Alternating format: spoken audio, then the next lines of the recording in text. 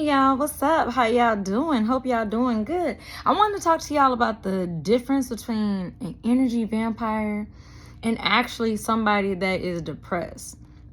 Because as we know, there are people out here that be faking for attention, faking because they need and want your sympathy, your empathy, hell, your energy, because they can't produce it for themselves, okay? That's why they're called energy vampires. I mean, just pay attention to when you have a conversation with somebody. You know what I'm saying? Have you ever talked to somebody and the moment they get on, it don't matter who the person is, the moment they get on the phone with you, you just, okay, I'm about to get off the phone because I'm tired. And then as soon as y'all get off the phone, magically your energy comes back. They were siphoning your energy through the phone. This is why nowadays I'm very picky about who I talk to on the phone, as well as who I text. Matter of fact, who even remotely has access to me. You know what I'm saying? It's not hygienic on a spiritual and energetic level to allow any and everybody in your space. There are people out here who legit make excuses. Well, you know, and look. I just want to break this down. The energy vampire is the one who tries to guilt trip somebody like me by saying, you don't understand depression. You don't understand what I'm going through. And whatever else they got to say. I really don't care what else you got to say, because at the end of the day, energy don't lie.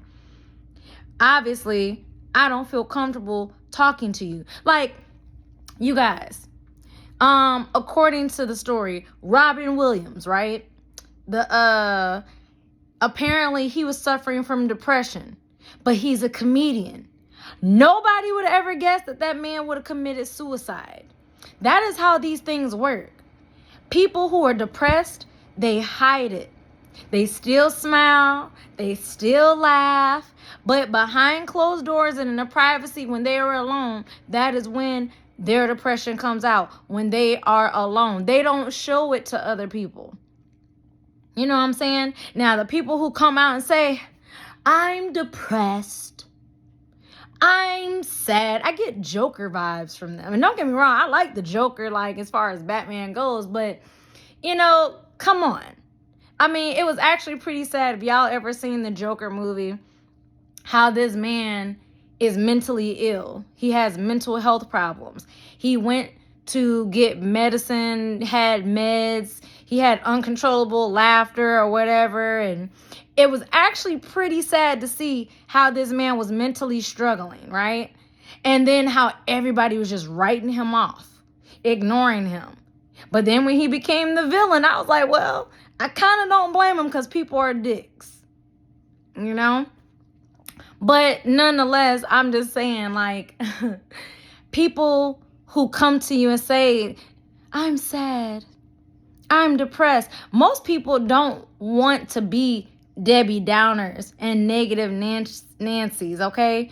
I mean, if you are going through something, you know, people know how to kind of express it without coming off as, I want all attention on me. I want everything to be about me. Like, have you ever had a conversation with someone and they're describing a problem, whether it's in their home life or whatever their issue is, financially, physically, with their family, emotionally, mentally, whatever it may be, and then they happen to just talk about it with you for whatever reason? You got to understand, some people target people because they're banking on you giving them your empathy.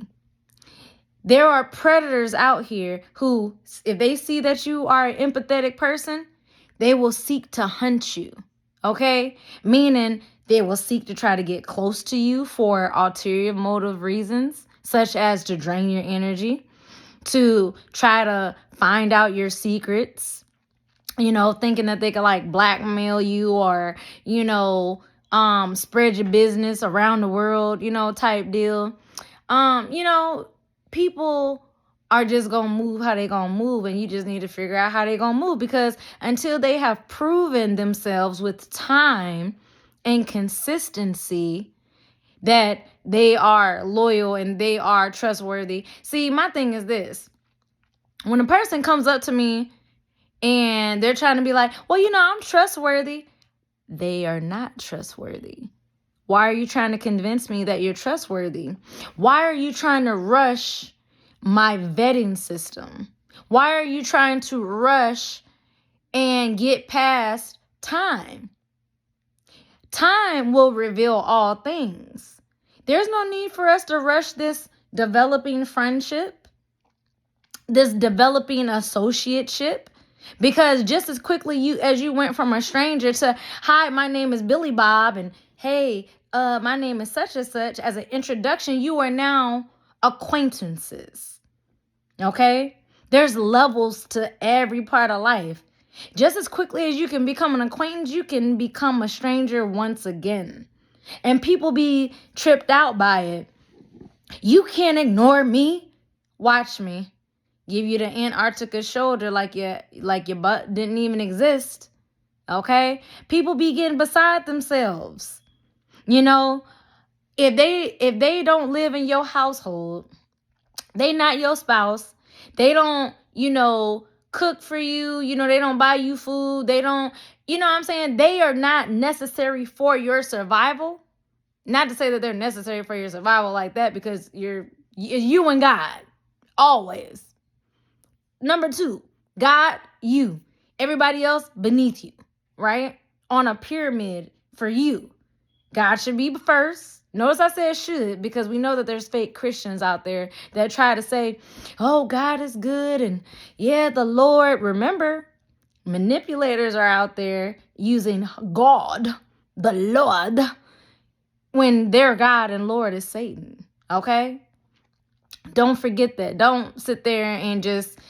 You got to remember, when someone's trying to get close to you, if they realize that you are just a spiritual person, suddenly they're spiritual. If you're a religious person, like you go to church, you got all the church activities that you do, all of a sudden, they're a church goer.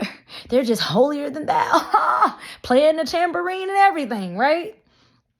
You got to understand, when somebody's preying on you, they're trying to figure you out. For example, it sounds, a lot of questions that people ask seem harmless. Oh, so what kind of TV shows have you watched lately, or movies are you into? What genre? And then when you open your mouth and you start saying, oh, well, I was watching this show, or, I kind of like this genre of movies, or I like this genre of music, or I like to read these genre of books. Said person don't read books, but they'll go and cliff note. Let's say you told them you was reading Charlotte Doyle. They're gonna go cliff note Charlotte Doyle so that they can build a rapport with you, because you're reading that book. Or they'll go and watch this movie, or come on now. In other words, all I'm saying is, don't be easily impressed or easily just like, oh my God, we have things in common, let's hang out. No. Real people who are about taking care of themselves, they vet people. They don't just go off of, they create boundaries. You know what I'm saying? If you are acquainted with somebody and y'all exchange numbers, well, you give them rules. Don't call me at booty call hours late at night, because that's disrespectful. You know what I'm saying? And if they break you, because people are going to try you. Don't think that they won't. People are going to try you. You say, hey, don't call me after 7 o'clock. They'll call you at 7:01, 7:05, 7:10. And if you break your boundary by answering that phone after you said do not call after 7, I don't care if it is 7:01. You will talk to them tomorrow.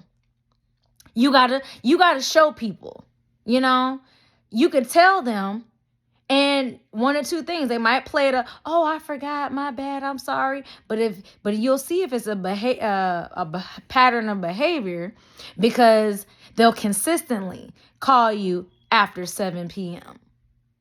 Oh, I forgot. What? Okay, how are you so forgetful? It's not that hard to remember not to call somebody after a certain time. You know what I'm saying? That goes to show you how people will try to bend and push and break your boundaries. And if they're so forgetful about your boundaries, just classify them as disrespectful and disregard them moving forward. Because if they can't follow simple instructions on how to be somebody, they're trying to be a part of your life, but they can't follow the rules and boundaries that you have, basically for your life. They don't respect you. They don't like you. They are trying to get something from you. Because if they respected you, they would try to log in their memory. Oh yeah, that's right. Don't call this person. It's after 7. They said don't call them. I'll just talk to them tomorrow. You know what I'm saying? You'll try to remember certain things. Oh, this person said that they don't like this, or that they don't like that. Okay, I'm gonna try to avoid that. But people who do not care will purposely, like, I'm gonna give y'all an example. So back like when Facebook was like new, like I was in college, I would be on Facebook or whatever. Random people would sit there and be in my inbox. I really don't like that, right? And then I could sit there and make a status and say, I do not like random people in my inbox. Do you know there will be quote unquote certain people on my friends list who would come in my inbox and do the very thing that I just said that I don't like because they think it's funny? Now they found themselves unfriended, blocked, and deleted because they don't deserve access to me, and you definitely was not a friend. You know what I'm saying? You don't disrespect somebody's boundaries. If they say they don't like something, then they don't like it. You know what I'm saying? Some people think like, oh, that's how you could tell somebody's entitled. And that's how you could also tell that they do not care. It's a hard pill to swallow for a lot of people out there. They say they love me. They say they care. People say a lot of things out of their mouth. People tell Jesus Christ and God every day that they love him, but their heart is far from him. People lie to God. What makes you think they won't lie to you? Hello? Message. Anyways, I'm done dropping gems. Just to let y'all know, hey, when people come to you and they say things out of their mouth, take it with a grain of salt. When people try to tell you, hey, I'm trustworthy, well, time will tell whether or not you're trustworthy. Well, I'm a really nice person.